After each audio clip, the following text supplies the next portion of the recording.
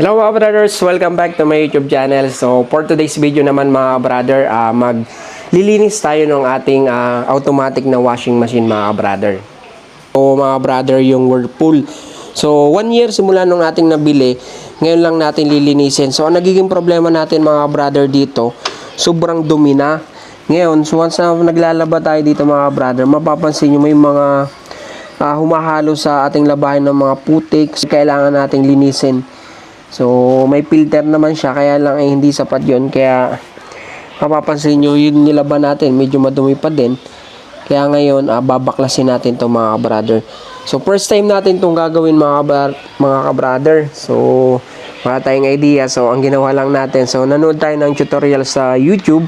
So, kung paano baklasin itong automatic na washing machine mga brother. So bago pa to, so bibihira naman gamitin, kaya lang napakatagal na kasi 1 taon simula nang binili, ay ngayon pa lang mabubuksan.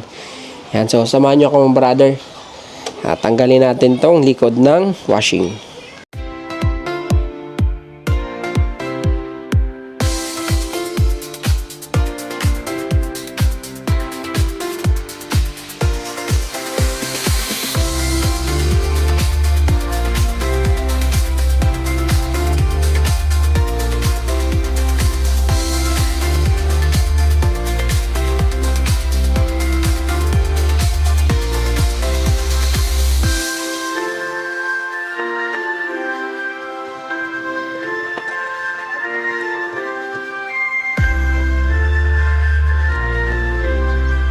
Kailangan muna natin baklasin tong likod.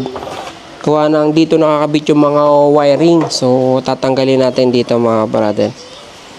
Ayan yung pinaka wiring nito.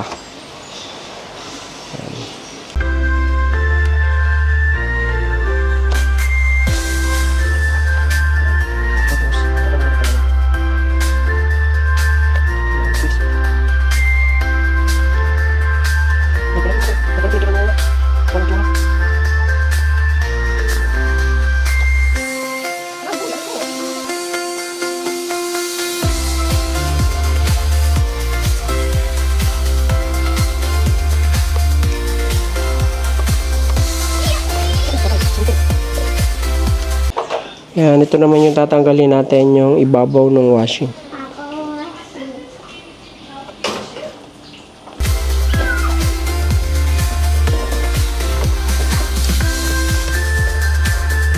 Mga brother, sobrang hirap tanggalin at maganit. So ang ginawa natin mga brother, nilagyan natin ng alambre para madali mabunot mga brother. Ganito lang yan kasimple mga brother. Ganun lang kasimple mga brother. Napakadali. So, ganun lang. Yan. Napakadumi talaga. So, kailangan na natin linisin. So, may dalawa siya. 4 na screw. Ito yung tatanggalin natin. Yan. So, para matanggal natin itong buong frame nitong washing. So, screw. Hanap tayo ng screw. Yung gagamitin nating tools para matanggal itong screw. So 4 na screw to mga brother. Yan, ito yung gagamitin natin para patanggal.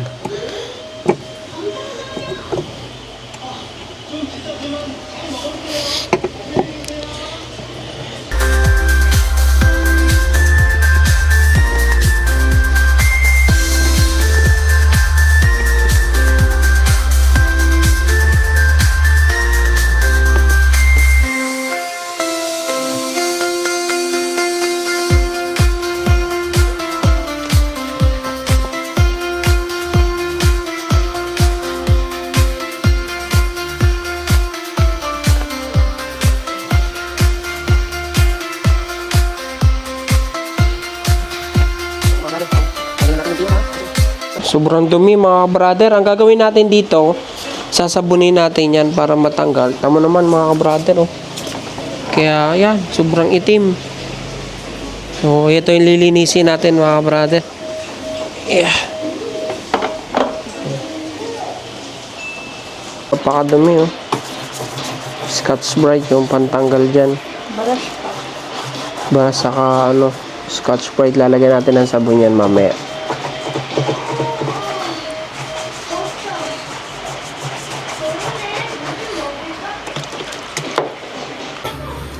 Yan, so nalinis na natin mga brother. Ang gagawin na lang natin, i-drain natin. So pag nagdi-drain dito mga brother, meron pala dito sa ilalim. Ito yung gagawin mo para manual na pagdi-drain nung ating nilinis. So ang gagawin nyo lang mga brother, hilahin nyo lang ta. Yan, para lumabas yung tubig. Yan yung manual draining dito sa ating washing na automatic.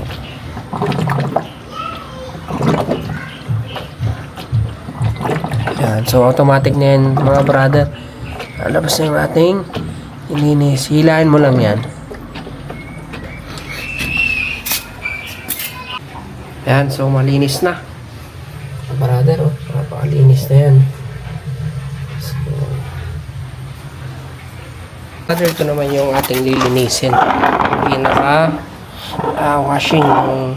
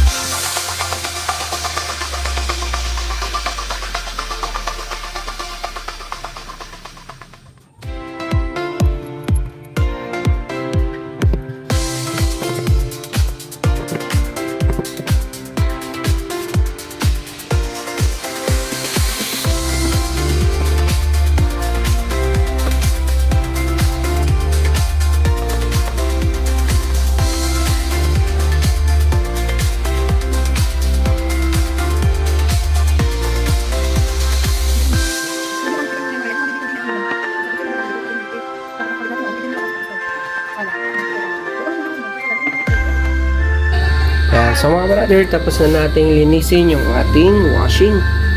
So bukas natin susubukan kasi medyo basa pa yung loob ng washing machine. So ngayon, napakalinis na yan mga brother.